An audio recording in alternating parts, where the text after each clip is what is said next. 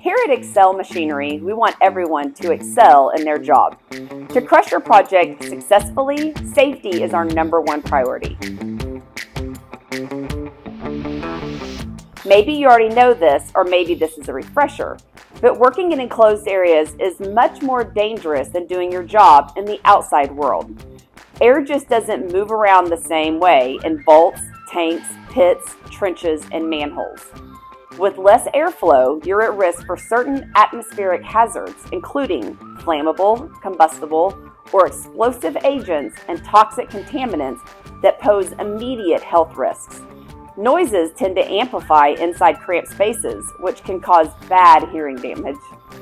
It can also get really hot, which causes heat stress on your body. Oh, and the other big one to be aware of?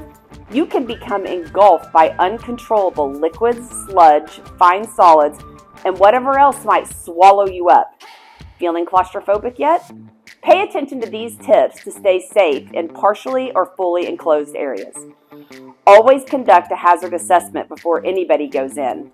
Use inspection ports and dipsticks and check with knowledgeable personnel to evaluate hazards. Before entry, identify any moving or rotating equipment like conveyors, mixers, or augers, which could become activated and hurt you.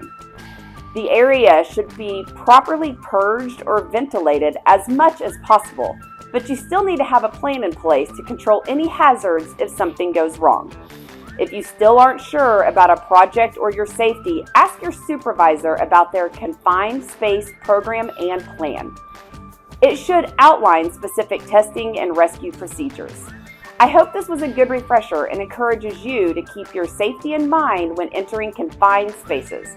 Now get out there safely and crush your next project.